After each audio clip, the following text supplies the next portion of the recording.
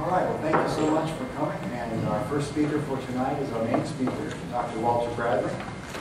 He received his Bachelor of Science in Engineering with a PhD in Materials Science from the University of Texas at Austin.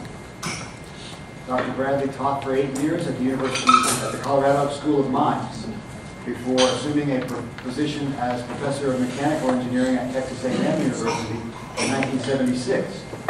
During his 24 years at Texas A&M, Dr. Bradley served as head of the Department of Mechanical Engineering and as director of the Polymer Technology Center. He received 5 College of Engineering Research Awards. He has received over $4,500,000 in research grants and has published over 140 technical articles and book chapters.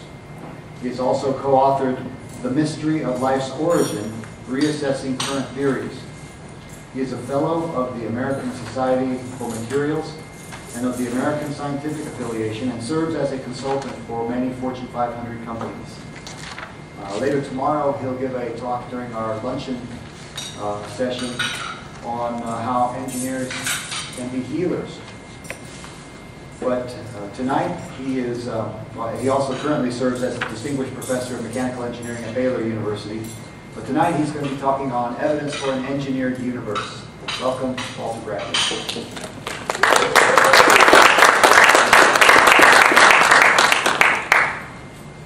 I have to correct one small thing in my introduction. I retired May 31st, and so I'm now emeritus professor of mechanical engineering at Texas A&M, and I have to do that, especially because my former boss is here. And what's interesting was he was one of my former PhD students, and so this is a good example where it always pays to be nice to your graduate students. You never know in what context you may meet them again later in your career. Well, thank you for inviting me to be here, Dominique. I'm happy to come. I think I visited here at least once or twice previously, and enjoyed very much my time here, and look forward to spending some time with all of you and getting better acquainted and hopefully learning from each other. Why don't we have a word of prayer before we begin?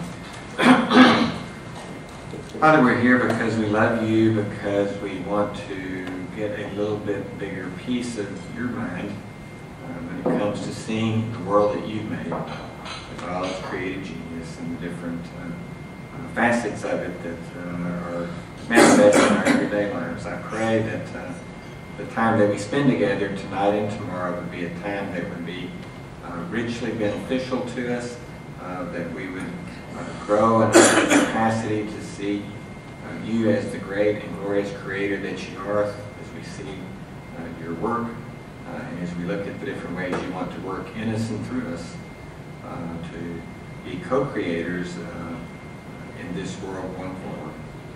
For it's in Jesus' precious name that we pray. Amen. Okay. This obviously has nothing to do with the talk. It's just a focus slide from back in the days when we used to have to use projector flight, and so you needed to be a focus slide. Is there scientific evidence for an intelligent creator of the universe? That's basically what I want to talk about tonight. There have been a plethora of books written in the last 10 years by prominent atheists who have really tried to make the case that modern science has actually rendered belief in God quite unnecessary, maybe in their minds even impossible, and that the world, as we now understand it, is one that simply commands an atheistic view, and that belief in a creator God is sort of passé and very antiquated. It's probably not consistent. And what I want to do tonight is to explore to what degree that case has merit by looking at the kinds of evidence that are often, I think, brought up when one talks about the universe and what it's like, and trying to determine what does it really imply. Do these people make a rational case, or are they simply using selective data and sort of maybe hocus-pocus arguments to make their case? This is a question that has become rather more broadly interesting. I think it wasn't until about the 1990s, and I've been interested in this topic since the 1960s, that it really began to have some major traction in mainstream media. Time magazine wrote a cover story in December of 1992. What does science tell us about God? That's pretty interesting, pretty amazing, really. Newsweek did the same thing about 1998, and there have been other magazines since then. But what it said was, by 1992, there was enough growing evidence that what we were learning in science about nature might indeed point to a creator, although there was obviously some controversy about whether it did or didn't. And it was this controversy that I think caught the attention of Time magazine. They actually featured it in their magazine. I think more recently, maybe 2 or 3 years ago, they actually had a cover story that had to do with Francis Collins and Richard Dawkins, you may have seen, that talked about, from a biological point of view, what does nature seem to suggest. Francis Collins being currently director of the National Institute for Health, previously the director of the Human Genome Project, and Richard Dawkins being probably the most articulate and aggressive proponent of atheism as a professor from Oxford. Okay, so let's talk about what is the new scientific evidence. And new, I mean in the last half century. What's been happening that has caused many theists to feel like, gosh, the more we learn about science, the more it makes belief in God not only reasonable, but it makes it compelling. I have a lot of friends who are atheists, having taught for 32 years in secular universities, and they often say that it takes a lot of faith to be a Christian, and I often respond, it does take some, but it takes a huge amount of faith to be an atheist. I don't know how you do it, okay? And they always look kind of puzzled, and maybe they'll come to talk next time I give it on my campus. Okay, the evidence I'm going to be considering tonight, a Big Bang in a universe that began, apparent design, and I'm going to use apparent because we're going to sort of pose it, not necessarily say that we proved it. Apparent design seen in the universe in mathematical form that nature takes, the universal constants that are just right, highly specific initial conditions, and our Garden of Eden, planet Earth, a remarkably unique place in this huge cosmos in which we exist. And then finally we'll talk briefly about the origin of life. Now, for those of you that are taking notes, I'll be happy to make the PowerPoint available to you, so if you want to relax and just listen, because I want to cover a lot of stuff, and you're not going to get the 10% of it if you try to write it down, and you'll miss a lot. Let's have an important disclaimer, which I always make when I give this talk, because I'm more typically given in secular settings. I've given it at most major universities in the United States, including Stanford and Harvard and MIT and a lot of major state universities as well. I think the important disclaimer we should always make is at the end of the day, one cannot scientifically prove or disprove the existence of God. Now, why is that? God is a primary cause. Nature would be, therefore, secondary causes. You can't ultimately prove one way or the other something about a primary cause when you're dealing with secondary causes. So having said that, though, I think it's fair to say one can and should ask, nevertheless, what does the nature or the character of nature the character of the nature of nature suggest? Does it appear to be designed as just a natural accident or coincidence? So while we all agree a priori that we aren't going to prove the existence of God tonight, what we're going to say is what does nature seem to suggest? Okay? And I think that's a very reasonable place to go. I think it's important as we're doing Christian apologetics to be careful not to overstate your case. You normally do more harm than good when you try to take what I call a dime's worth of data and make a dollar story out of it. It's much better to take your dime's worth of data and make a 9-cent story. It's better even to understate it a little bit. When we wrote our book on the origin of life, we actually did that, and I think we got a lot better hearing because we didn't make a lot of sort of fatuous claims and stuff that made it look like it was all sort of ideological and polemic, not something that was really an honest attempt to take the data and give it a proper interpretation, not just a spin.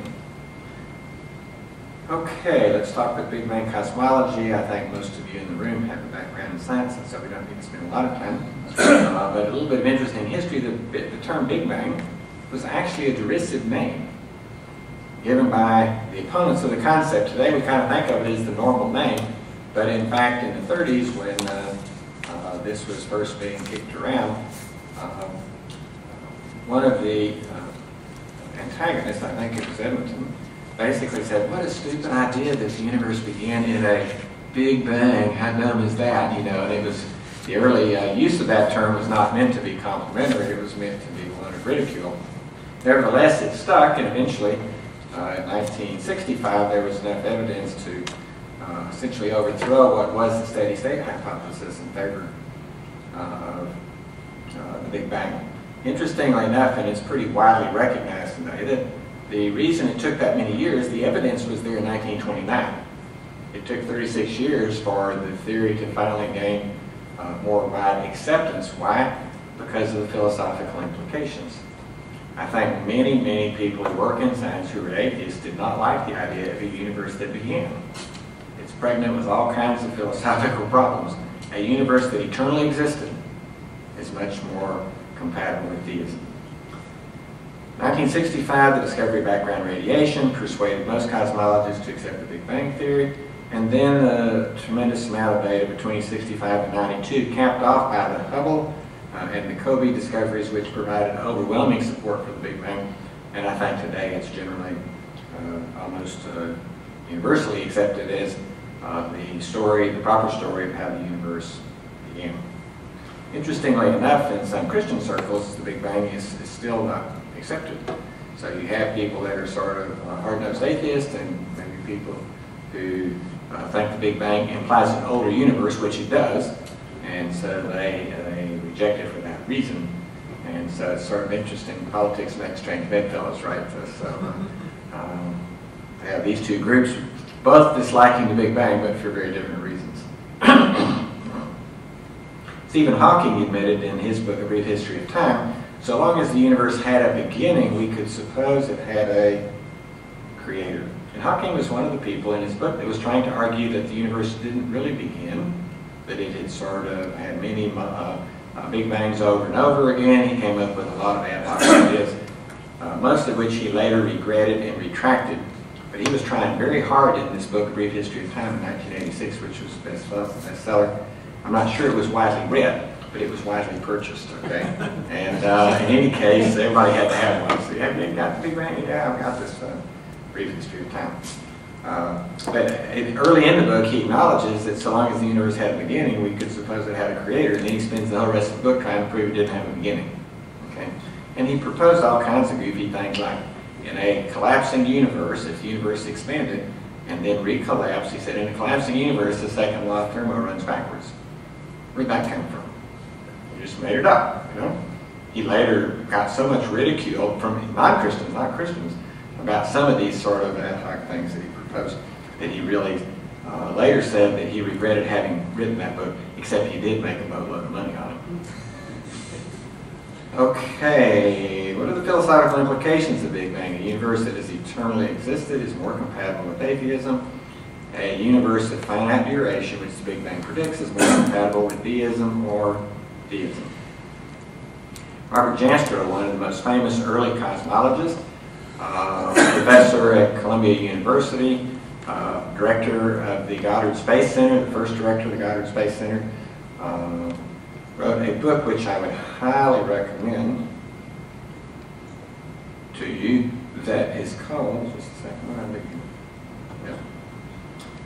subsequently published by the same name. If you've never read this book, I would really encourage you to get it. You can read it in an hour. Why? Because it was given as an address, a keynote address to the American Association for the Advancement of Science. So we have 1,000 of the world's better-known scientists all attending the AAAS meeting, and Jastrow, much to people's surprise, when you get invited to give a plenary lecture, you can give it on whatever you want to, and this is what he gave it on, and then it was later published as a book. But it's a great, great read. Jastrow, in the concluding paragraph of his talk and in the book, says the following: "For the scientist who has lived by his faith in the power and the story of the Big Bang is like a bad dream. He has scaled the mountains of ignorance, he's about to conquer the highest peak.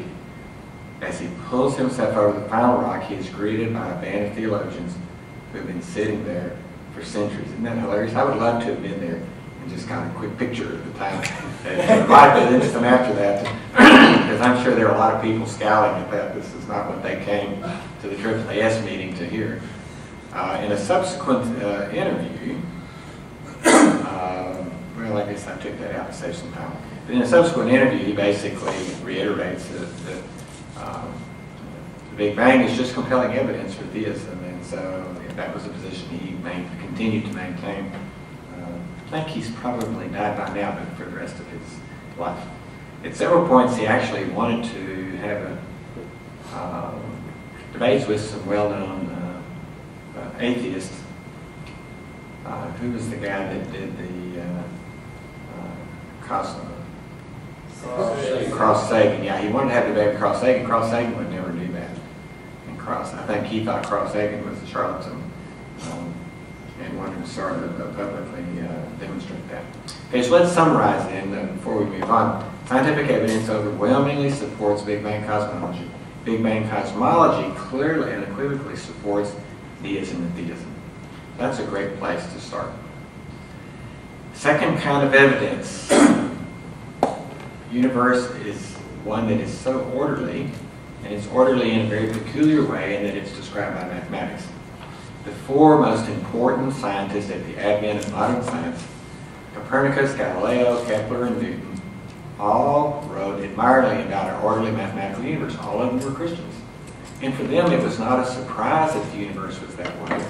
It was actually very pleasing because they said, gosh, this is so cool. It's exactly what one would expect if one believes in an intelligent creator who could have created a universe of chaos, but would have more likely created a universe of order and purpose and so forth and so on. So they all wrote individually, and to sort of synthesize what they said, they believed that God designed the universe, and it was to be expected that all phenomena of nature would follow one master plan. They were not shocked, but they were very pleased, very gratified. The universe was orderly and thus described by mathematics because God fashioned it that way. I should add that it is the orderliness in nature that makes it possible to describe it with mathematics, and not mathematics that makes it orderly. Some students get confused about this and say, oh, it has to conform to differential equations. The answer is, of course it does not. You know, differential equations on a page can't constrain anything. It happens to be the elegant form that God has built into his creation that allows us to sort of, after the fact, describe it. A good friend of mine who's a National Academy of Science member in physics, and I spent with two other friends of his who were not Christians, trying to figure out if you were going to reduce science to 5 basic fundamental laws, what would they be? And we didn't say 5, just what would they be, and it could be more than 5, it could be less. And here's what we came up with. Hamilton's equations, this is basically Newtonian dynamics expressed in a particular way developed by Hamilton. So it's Newtonian mechanics. Electrodynamics, interestingly enough, Newton was a Christian. Electrodynamics, Maxwell's equations, the fundamental laws of basically electrical engineering. Maxwell also was a Christian. Statistical mechanics, Boltzmann's equations, particularly the second law of thermo. Interestingly, Boltzmann was not a Christian, he was an atheist, and he unhappily died sort of later in his life by suicide. Quantum mechanics, Schrodinger's equations. General theory of relativity, Einstein's equations.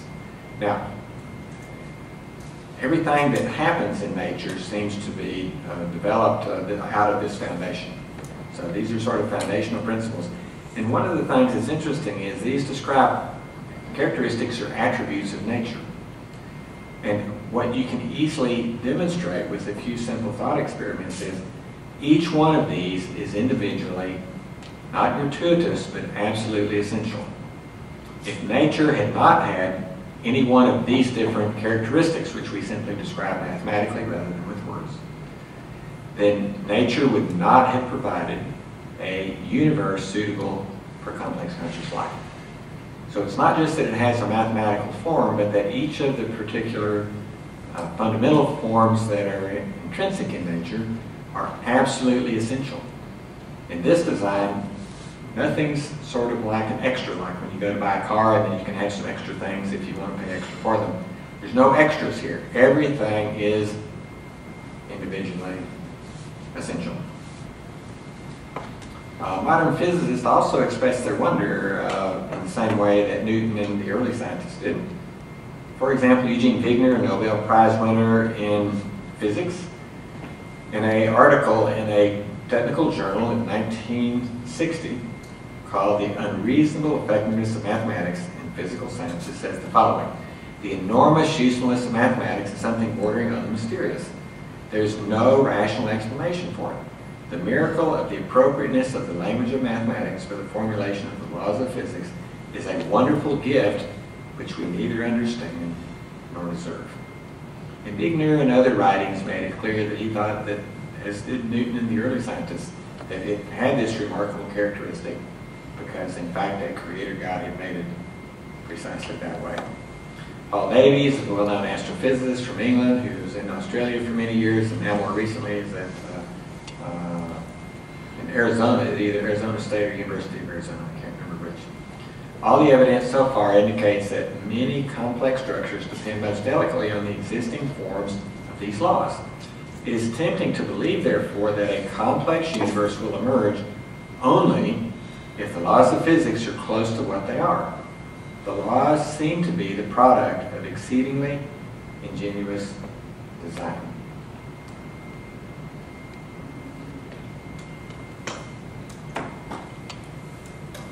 Another quote from Paul Davies: "A common reaction amongst physicists to remarkable discoveries of the sort discussed above is a mixture of delight at the subtlety and elegance of nature and of stupefaction.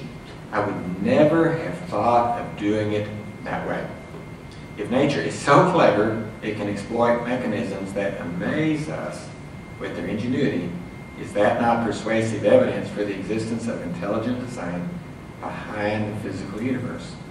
If the world's finest minds can unravel only with difficulty the deeper workings of nature, how could it be supposed that these workings are merely a mindless accident, a product of blind chance?"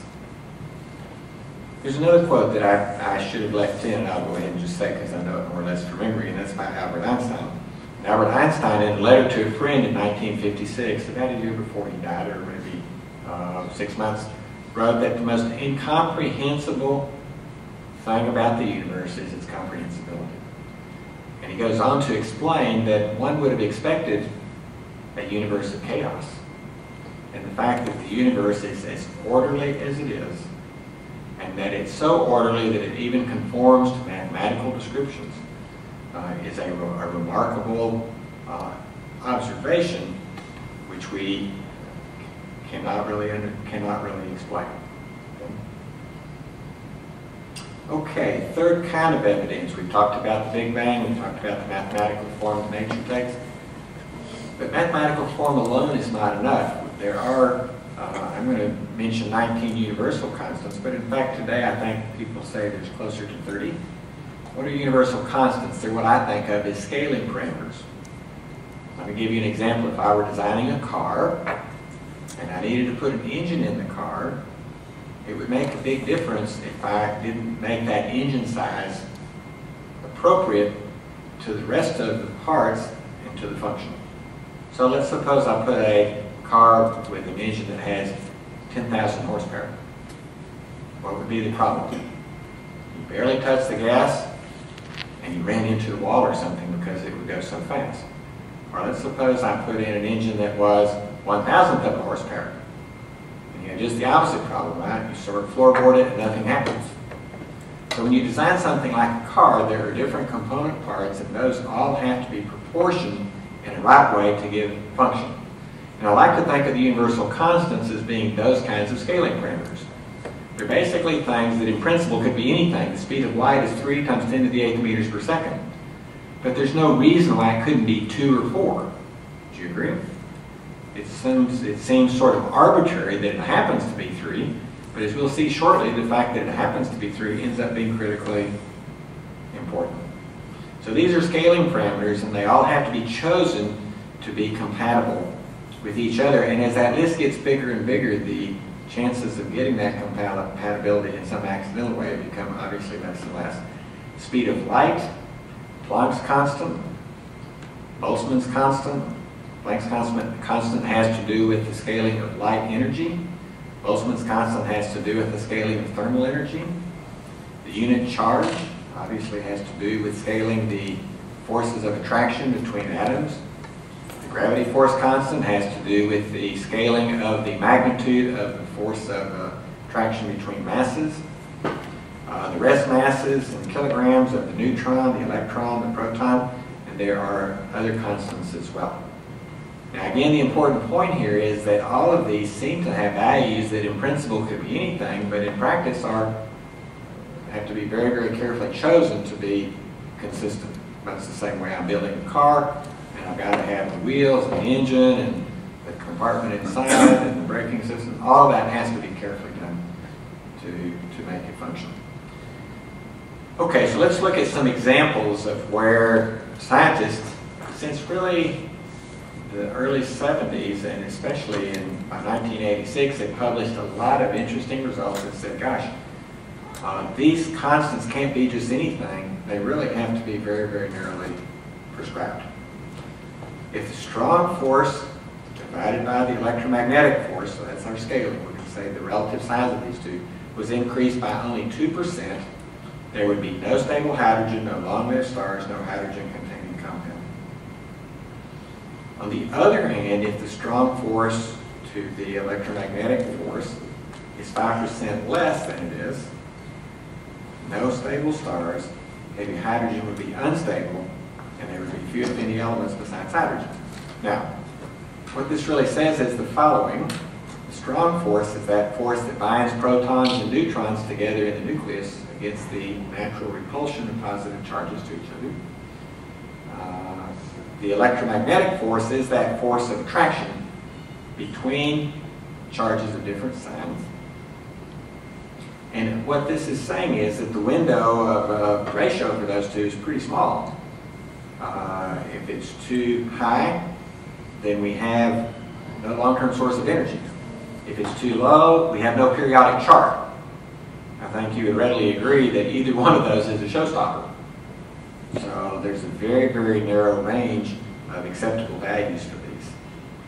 An even more precise relative value for the strong force and the electromagnetic force, though, is needed to have an abundance of carbon and H2O.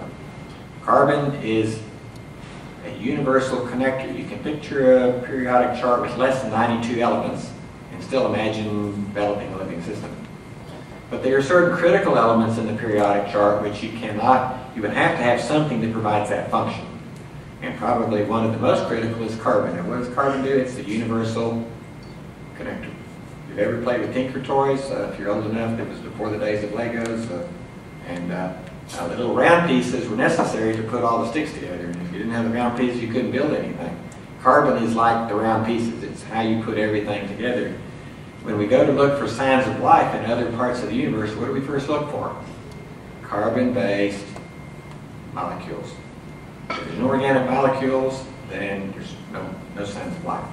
People have tried to suggest, well, maybe silicon, which is chemically most similar to carbon, but not similar enough, might be a substitute, but for all kinds of reasons, silicon doesn't work. For example, when silicon reacts with oxygen, what does it form? Otherwise known as, or sand, okay? So you're not going to have it very widely available, right? It's not going to be available in the ocean, it's not going to be available in the air. What's really cool about carbon is what? It forms carbon dioxide. It's readily available in the air. It's also soluble in water, so it's readily available in the oceans. So carbon is absolutely essential. If we didn't have lots of carbon, we would not have life. Water is also extremely important for all kinds of reasons. You know that all living systems, when we look, for example, on the moon or Mars, what do we look for? Besides organic molecules, we look for water. Water provides all kinds of functions, but in a mineral, let's say it's the universal solvent in which all chemistry of living systems occurs. Are there other liquids that might provide that function? Well, people have tried to see if there's certain things that might have substituted, and they pretty much conclude no. If you don't have carbon, if you don't have water, then we're dead on arrival. So that means our periodic chart can't fine-tuning of the nuclear energy levels in low atomic number atoms. And the late 50s, I think in fact it was the early 50s, he predicted there had to be these, and then it was discovered about 6 years later, but people who did experiments didn't even bother because they thought it was a kind of a crazy idea. And then they finally did it and said, wow, Hoyle was right, that's how it got to be so critical. I do not believe that any scientist who examines the evidence would fail to draw the inference that the laws of nuclear physics have been deliberately designed with regard to the consequences they will produce inside stars. If this is so, then my apparently random quirks have become part of a deep-laid scheme. If not, then we are back to a monstrous sequence of accidents. Hoyle was the guy who was the most ardent defender of the steady-state theory. Okay? A very committed atheist. Nevertheless, later in his life, he wrote some rather interesting and elegant books talking about all the interesting, quirky, really design things that he found in the universe. Just to have a little bit of, what would we say, schizophrenic, okay? Thinking about these things. Okay, here's a second example. Requirements for universal constants to match the light energy from the sun, the chemical bonding energy. Here's another example of where you got to have a good fit. You know, you can't get chemistry to occur if you're using nuclear energy. It's way, way, way too high energy. You got to have the source of energy that facilitates chemistry to be scaled just right. So it's neither way too energetic or not energetic enough. If it's too energetic, it blows molecules apart. If it's not energetic enough, it can't facilitate chemical reactions. So without going through all the details, we'll simply say that the requirements for the energy levels that come out of the sun from nuclear fusion have to be scaled to be just right for the quantum chemistry of the periodic chart. These are two very, very different things. They involve a bunch of different constants. But you can actually show that for these to be scaled right, the term on your left must be greater than or equal to the term on the right. And you'll notice all the universal constants in there. You've got Planck's constant, the speed of light, the gravity constant, the mass of the electron, the mass of the proton, and the unit charge. These are 6 completely different and seemingly independent constants. But they have to have values that when you plug them into the equation that I've shown you here, the term on the left has to be bigger, but of the same order of magnitude than the term on the right. So you plug in the numbers, and what do you get? 5.9 times 10 to the minus 39, which is greater than 2 times 10 to the minus 39, but of the same order of magnitude. Now, isn't it remarkable that these 6 different constants have precisely the relative values that they need to have? And I say this is hard to achieve because we have, for example, 8c raised to the 12th power. The mass of the electron over the proton raised to the 4th power. The mass of the proton on the other side squared. These are highly nonlinear terms. Getting them to have the right magnitudes, all 6, to give this kind of a result is quite remarkable. There are over 35 requirements, like the 3 we just discussed, that are required for life of any imaginable type to exist. And I think the more we study, the longer that list gets. To satisfy all these conditions requires a very special set of universal constants to get a universe such as ours, which seems in so many ways to be designed for us. So what do scientists say about this? Well, John Wheeler, professor of physics at Princeton, he was the guy that developed the hypothesis of black holes, very famous physicist. Slight variations in physical laws such as gravity or electromagnetism would make life impossible. The necessity to produce life lies at the center of the universe's whole machinery and design. Freeman Dyson also worked at the Advanced Institute of Physics at Princeton. As we look out into the universe and identify many accidents of physics and astronomy that work to our benefit, it almost seems as if the universe must, in some sense, have known that we were coming. Arnold Penzias, who got the Nobel Prize for discovering background radiation that got everybody to believe in Big Bang, says the following. Astronomy leads us to a unique event, a universe which was created out of nothing and delicately balanced to provide exactly the conditions required to support life. In the absence of an absurdly improbable accident, the observations of modern science seem to suggest an underlying, one might say, supernatural plan. Sir Fred Hoyle in The Intelligent Universe, he went all the way to 1991 from writing a book saying, yeah, there's lots of incident coincidences, but it's all accident, to writing, no, there's too many coincidences, it can't be accident. If I were to roll the dice once and get sixes for a total of 12, you wouldn't be surprised. If I rolled 3 times and got a pair of 6s, you would be a little surprised. If I rolled 10 times and got 6s, you'd begin to be suspicious about the dice. If I rolled 100 times and got all 6s, you would finally conclude, let me see what the rest of those sides of the dice look like, or is it leaded in one side?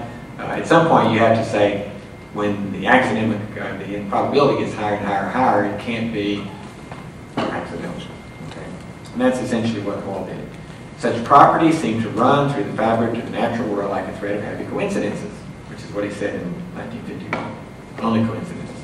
But there are so many odd coincidences essential to life that some explanation seems required to account for them. Okay, next let's look at the origin of life. And we'll begin by saying what distinguishes living from non-living systems. Okay, short list is all living systems process energy, store information, replicate. Now that's not all they do, but all of them do that. If they don't do those 3 things, they're not a living system. Okay? Processing energy, storing information, replicating. Every living system, in fact, every living cell in every living system provides these 3 functions. Now let me jump out of here for just a second and give you a little bit of a picture of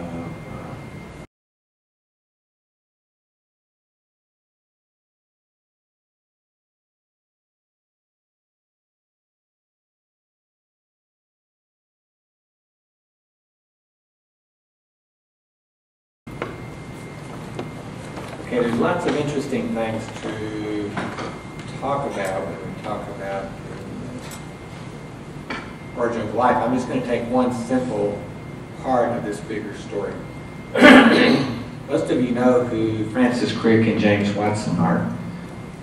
They basically got the Nobel Prize together in 1953 for figuring out the structure of DNA.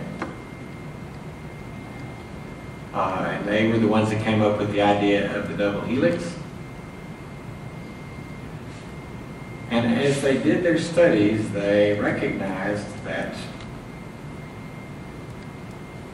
the DNA was really designed to encode for sequencing of amino acids. Okay?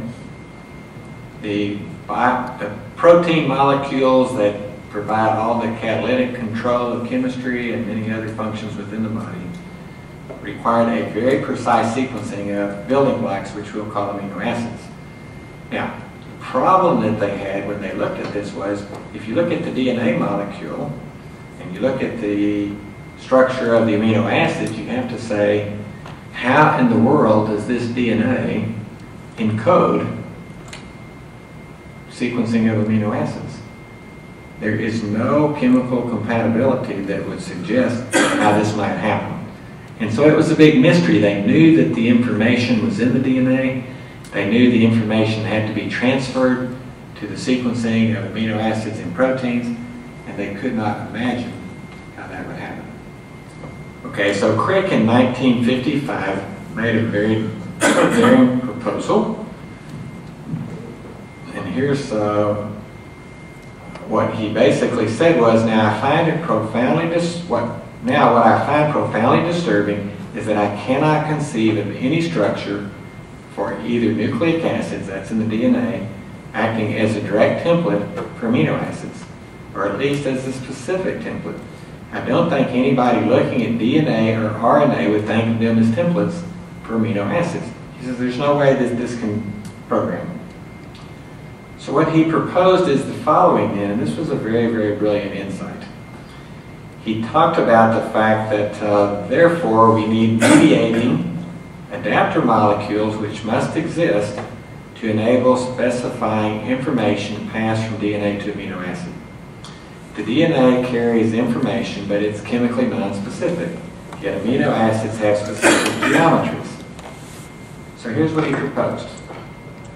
He said there has to be a molecule, an adapter molecule, which on one end would correspond to 3 bases along the DNA, and on the other end would correspond to a specific amino acid. If we had an adapter molecule like that, then in some sense I could use the information on the DNA to sequence amino acids. But I don't just need one adapter molecule like this, I actually need 20. This is a fairly complicated system to do the printing, okay? So there are the 3 bases. On one end, this sequence of 3 bases had to correspond to some amino acid, and that amino acid on the other end had to be compatible with the other end of the adapter molecule. Okay, so basically this is what he proposed. And he basically said it would work something like that, okay? To bind a specific amino acid. Now, again, we don't need one of these, we actually need 20. Here's actually what this molecule looks like. This is one adapter molecule that serves to allow one to take DNA information and sequence amino acids. That's a fairly complicated molecule, would you agree? And I don't need one molecule like that, I actually need 20. One for each of the 20 amino acids. Watson, his partner in developing the DNA structure, was very skeptical, and when he wrote his biography in 2002, he explains why he doubted the adapter hypothesis. I did not like the idea at all, more to the point the adapter mechanism seemed to me too complicated to have ever evolved at the origin of life. Watson's biological intuition was constrained by his materialistic worldview. It turned out that, in fact, Crick was exactly right. And so what we see today is the following. We have DNA that is going to transcribe into messenger RNA, and then the messenger RNA will have these adapter molecules that allows it to sequence amino acids. Okay, now here's a simple illustration I think that will be helpful. Let's assume that I picture some mechanism that I'm trying to design to provide a mechanical function, and I picture it in my mind, okay, and this is what I'm picturing. And I sit down at the computer and I create it using a solid modeling software, storing the information in a file so that it's essentially information, but the information is a representation of some physical object. Then I transfer that information to the 3D printer using a data storage, okay, flash drive or stick. Then I transfer that information into a solid 3D printer, and this uses inkjet technology, but instead of using ink, it uses molten plastic rather than ink. So I can print 0.3 millimeters thick layers, one layer at a time, and I can build up my actual piece. So here's the analogy then. You start with a concept, okay? You have to convert it into data.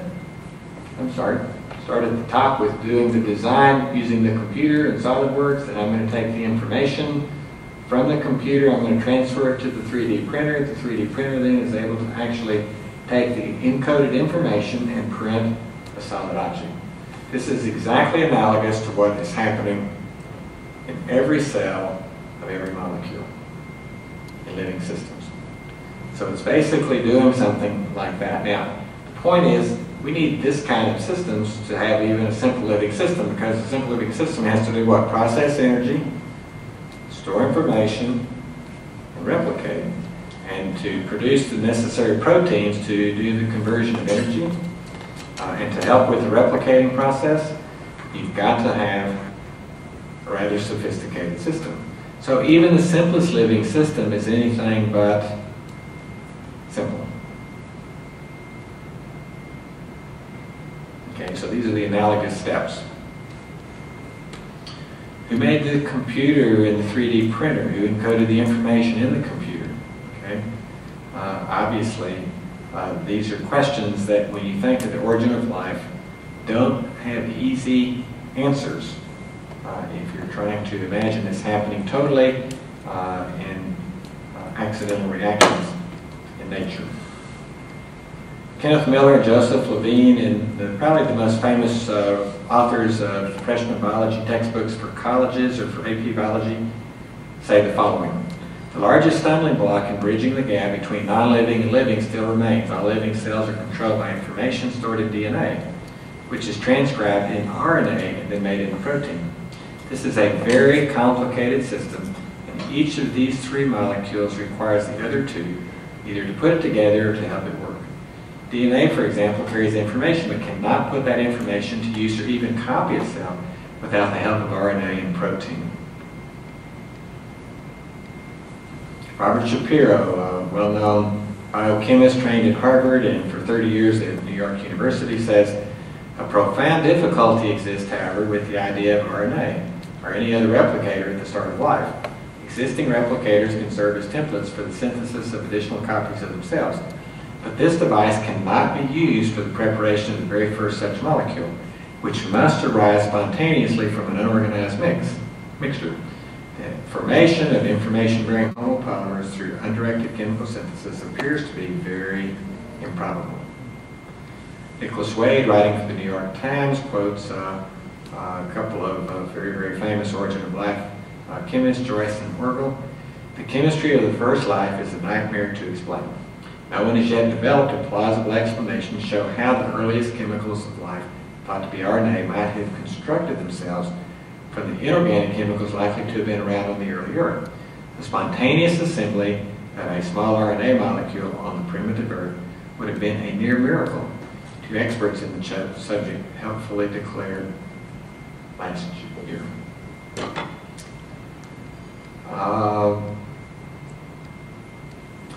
Many of you know that in 2004, a rather famous atheist, Anthony Flew, one of the three most prominent atheists of the 20th century, particularly the second half, decided that he had abandoned his atheism. And this was such a big deal that it appeared in all the major news network shows, it appeared in all the major newspapers, not just for that particular day, but for several days. But here was sort of the sense of it.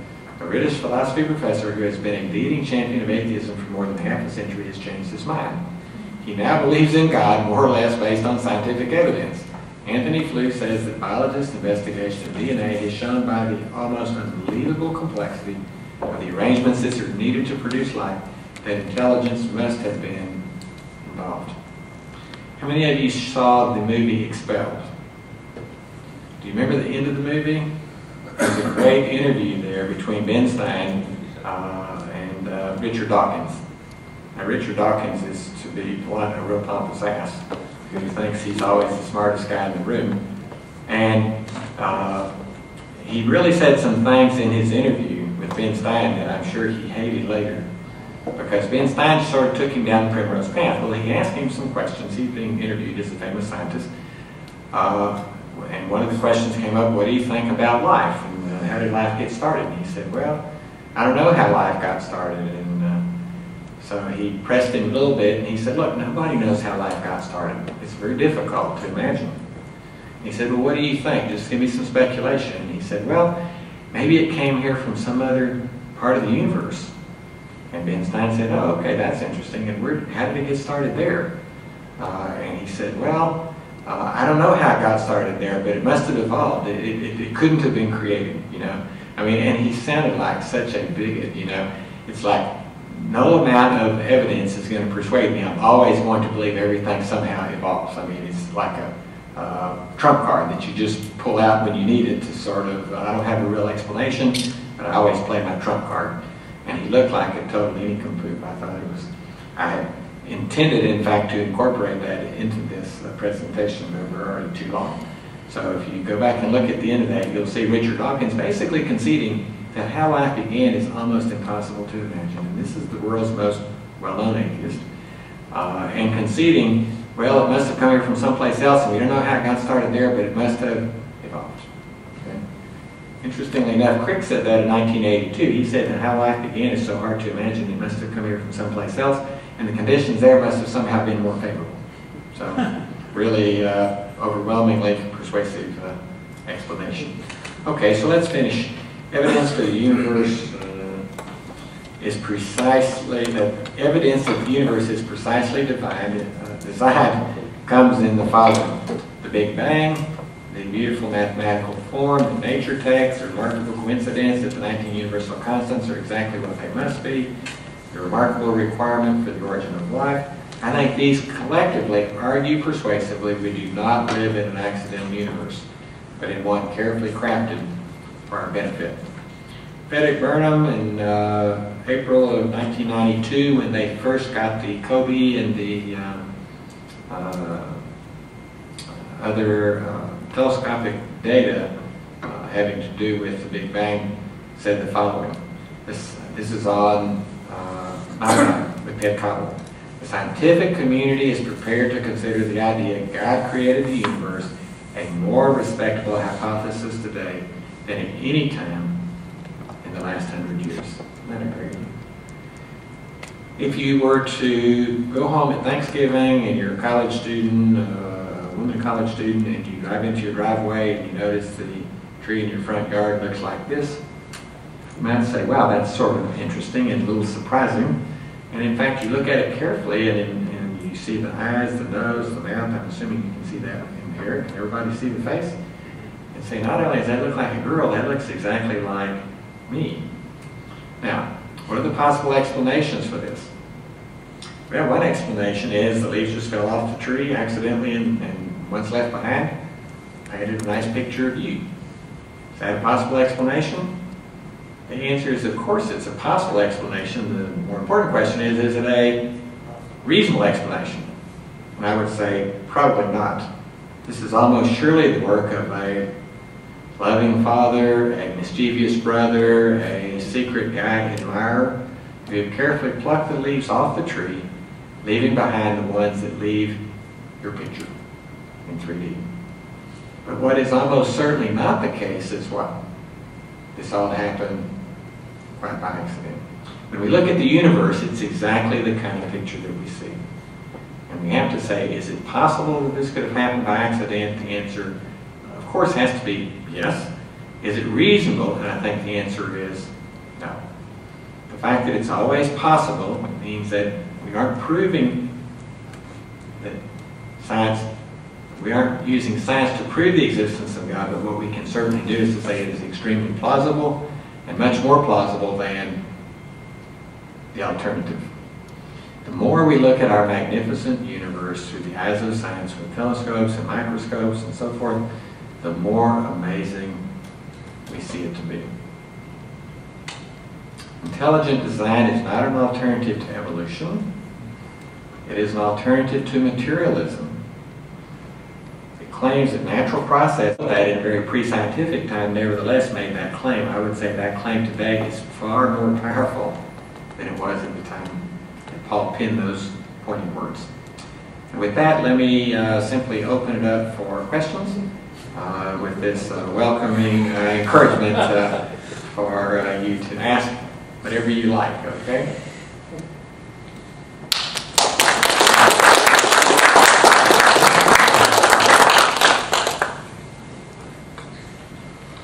Nobody wants to be first, so who would like to be second? Yes? Over the last several years, they started talking about how the speed of light, that it's a constant, but it has been a changing constant throughout time. If that has value, then how much more would the argument of the balance, because if the speed of light value, the constant value has changed over time, then all of those other constants would also have to be changing in a very specific ratio to keep you within all of those small sizing parameters. Yeah, you're absolutely right. And one of the pushbacks I think the evidence showing that the speed of light has changed is quite controversial right now. It's very speculative.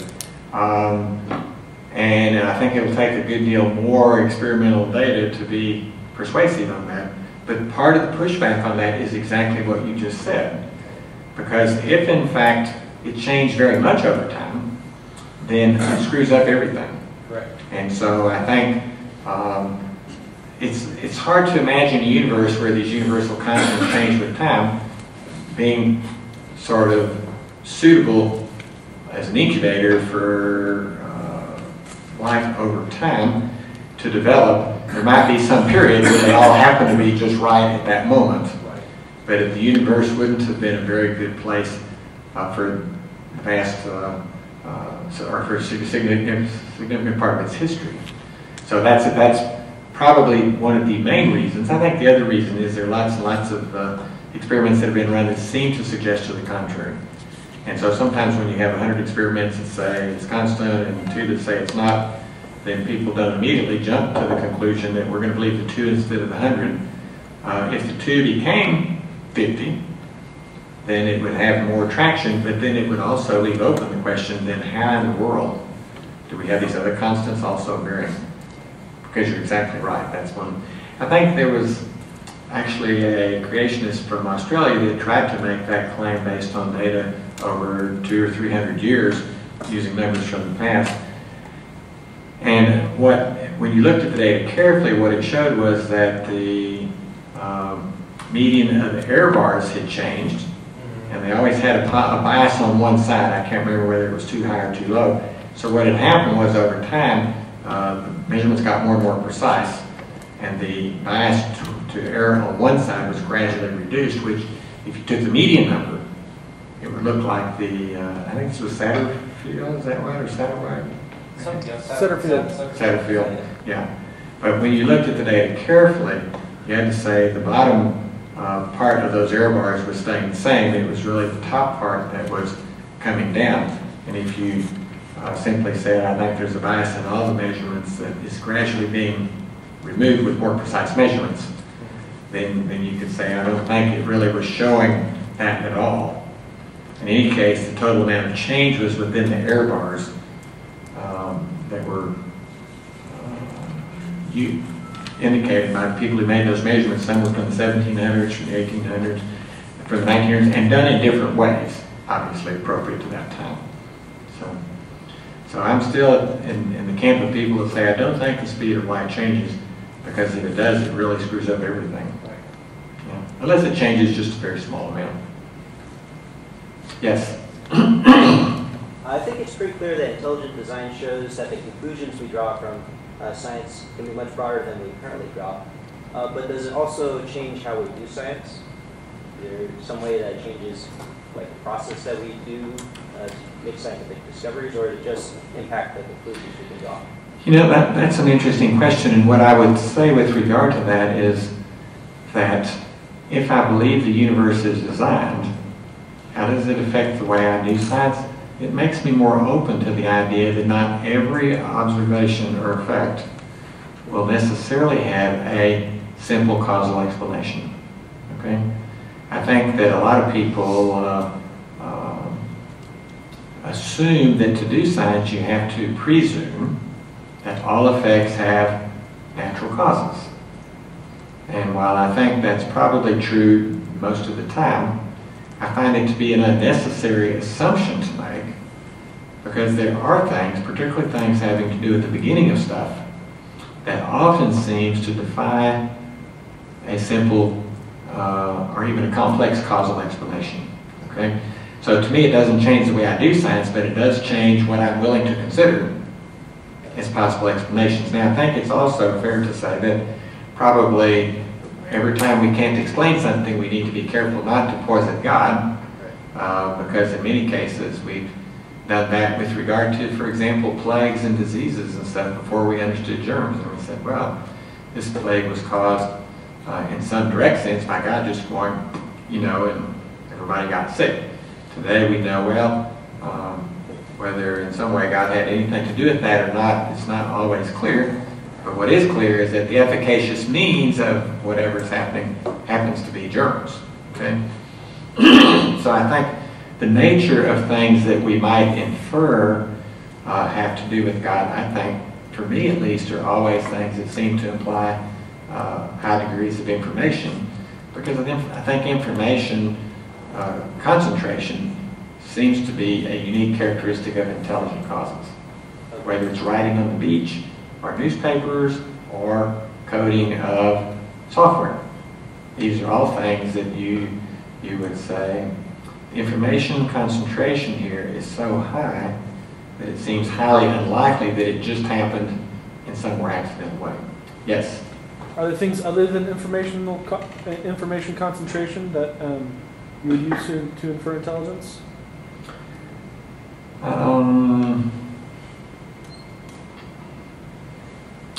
Yeah, let me give you an example.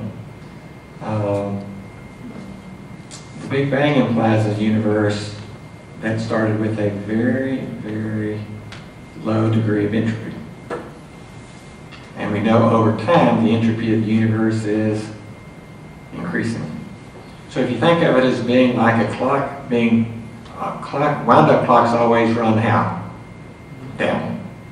But the Big Bang implies that the universe at some point, when it was birthed, was a very low entropy, very, if you will, tightly wound up clock. So here's an example of where the laws of nature always go in one direction. We call it the arrow of time. Second law of thermodynamics. The entropy of the universe is always increasing. And in all of the years of studying this, close to 500, we've never seen an exception in that rule, except the Big Bang. Okay, so I would say the Big Bang ends up then being an excellent argument for the universe behaving in a way that's absolutely contrary to its normal pattern, for which we've seen no exceptions. Okay? So if I have a fundamental law of nature that seems to be always true, but there's one exception, or maybe a few exceptions, then I have to say, is there some more general law that has these exceptions in it?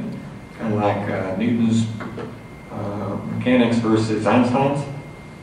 Or is this a unique singular event that implies the clock got wound up by something outside of nature? Because nature always unwinds. It doesn't wind. So I look for things like that, things that seem to be absolutely contrary to the laws of nature. If you go to the beach and see somebody who's put a heart with an arrow through it and says, Johnny loves Susie, it would make sense to say, man, look at what the wind and the waves did last night. How weird is that? You know? Times when I've seen that kind of writing have always been because somebody wrote it. And it wasn't what I think of as just the usual processes in nature.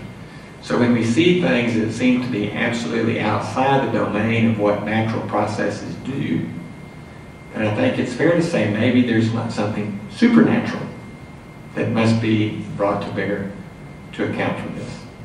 But again, we need to be careful not to be too quick to posit that, because sometimes there's just physical processes and things we don't yet understand.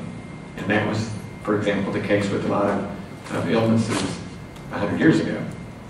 And we didn't really know what was going on. And I think in the early ancients always posit what? It didn't rain this year?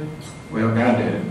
Well, maybe in some sense God did or did not do it, but in any case, if he was involved or if he was letting things just run their course, you could explain how the rain forms, how it falls, why we didn't get any last summer in Texas. I don't know how it was like in Tulsa. Did y'all have really bad weather? We hit 108 30 days in a row. It was like 8 degrees hotter than it's ever been, you know, for more than 1 or 2 days at a time. I just thought, I'm not a big believer in global warming, but I thought another couple of summers like this, I'm going to be a believer because it was miserable. But we can explain that, right? We can explain that. So I would suggest looking for things that seem to be not just unexplained, but things that seem to be fundamentally at odds with the normal processes that we see in nature. Okay, wait, let me see if we got another question, then we'll come back. Yes? I've always been under the impression that faith was the cornerstone of, well, faith, like believing in something you can't prove, believing in God, essentially. So if faith is the cornerstone and one of the most important things that you can do of being a Christian or whatever, in a religion is to believe in something which you can't prove, which is faith, how is it that it takes less faith to believe in this stuff than to believe in what the world believes in, which is the mainstream stuff? Because you made that point twice, and I thought it was kind of interesting seeing as how the cornerstone of religion is faith. Let me ask you a question. Did Jesus call people to believe he was God incarnate based on no evidence, or did he call people to believe that based on evidence? Absolutely. If you look at how he worked with the disciples, he went 2.5, almost 3 years, performing miracles, he called them signs. They're signs because they pointed to what? Who he really was. And the ultimate miracle, which he said when people were skeptical, what did he say? Okay, you don't believe I'm who I say I am? Okay, just wait. We're going to have this miracle that's going to be like Jonah, right? And the miracle like Jonah was, I'm going to die, I'm going to go into the belly of the whale, so to speak, I'm going to come back alive. So I think Jesus never ever called people to what I would call blind faith. He never said, believe me just because I'm saying I'm God incarnate. Then wouldn't faith be maybe a poor word choice? Don't think so, because I think that what Jesus did was to provide warrant for belief. But he did not provide what I consider to be incontrovertible warrant. So he builds the bridge partway across the lake, and faith is the step that we take at the end, but we're not asked to jump all the way across the lake without any warrant at all. It's the same kind of argument where we look at all these equations and balances, and we say that it's, what are the odds? Well, apparently pretty good because we're sitting here having a conversation. But it does points towards something. When you look at all of them, it's the same thing where you see Christ and his ministry, and you see it all points to him when you build the bridge across the lake and you take the step. Yeah. The bridge doesn't go all the way across. And so the Bible actually says, okay, that we're going to have to take a step of faith. But that's different than taking an irrational leap off of a cliff.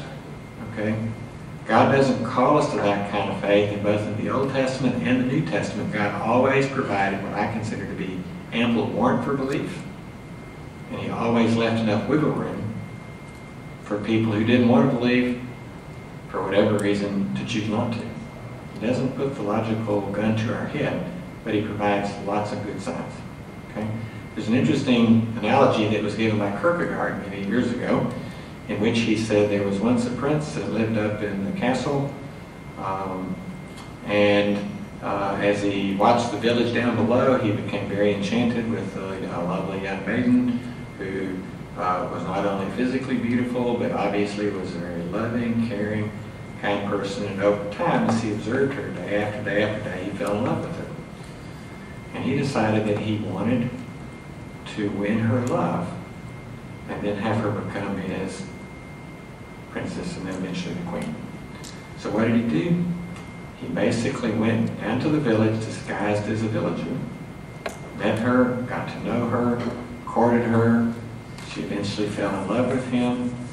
And then he said, will you marry me? And she said yes. And he said, oh, by the way, there's something else I need to tell you, right? I'm actually a prince, and you're going to be my princess. Now, he said, this is in a sense what God did, because when Jesus came, how did Jesus come? He didn't come as a conquering hero. He came as a suffering servant, exactly. And God wants us to believe in him because of who he is and because of his character. But he also provides warrant for that belief. But I don't think he wants us to believe in him just because it's logically inescapable. I think he wants us to believe in him because of who he is and because of his character. But he doesn't make us have to sort of believe that based on nothing. Okay? And it's interesting, all of his miracles are basically designed to teach. If you look at Mark chapter 6, after he does the feeding of the 5,000, he comes walking on the water at night, and what do the disciples say? They freak out because they say it's a ghost. And why would it be a ghost? Because Jesus can't walk on water. Nobody can walk on water, right? And when he gets into the boat, he sort of chides them a little bit by saying, didn't you learn anything today? I have supernatural power, which includes feeding 5,000 people with a little bit of stuff, and I can walk on water. And then 2 months later, he feeds the 4,000. And same song, second verse, the disciples get it. He says, we're going to have to feed these people, what shall we do? And they all go, oh, they freak out like they did the first time. They haven't learned anything. And so then he again demonstrates his supernatural power. And the point was more than just to feed the people. The point was to teach the disciples. They get in the boat, they head across the lake, and they're all bemoaning the fact that they left the extra baskets of bread on the shore, and what are they going to have for dinner? Now, is that pathetic or is that pathetic? And Jesus said, didn't you learn anything when I fed the 5,000, when I fed the 4,000? I mean, he's really chiding them. You just make a D-, you know. When I have to look for some new disciples, you guys are really spiritual dunces.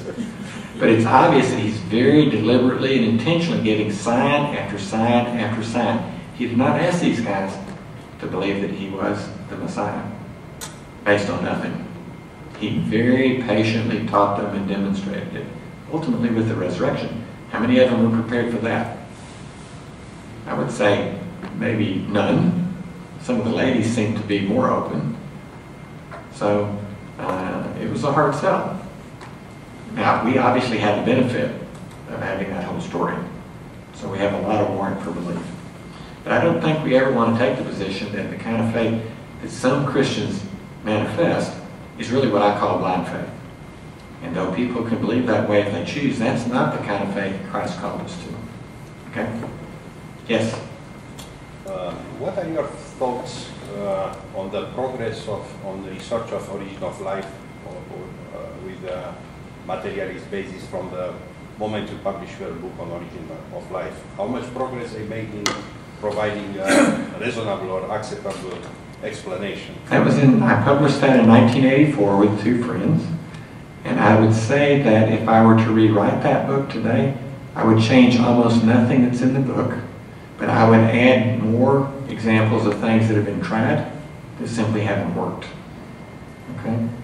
I think there's probably a wider recognition within the scientific community in '84. If you read what was in the literature at that time, there was a lot of what I considered to be rather facile, simplistic hopefulness that was quite unrealistic. And then I think over time people have gradually become more sanguine and more kind of acknowledging this is a really, really can of worms and very difficult. Before we wrote that book, I went to the Gordon Research Conference on the Origin of Life 3 years in a row. Had a lot of opportunity to visit with some of the main people that work in the field. And when you talk to them individually, they're always, by and large, quite honest about it. Our book actually was reviewed in 6 different major technical journals. And they only complained about the epilogue. They didn't like what we call the implications, but they didn't argue with the science. And I think today the repeated failures of different ideas has made it more and more, I think, generally recognized this is a very, very hard thing to explain. And such as if you look at the end of Expelled, what Dawkins says. And he's a guy that always, even when there isn't good data, he always makes it like we know how to do this, it'll just be a few more years. With the origin of life, he doesn't say that. I think we must be out of town, because I feel like I'm getting the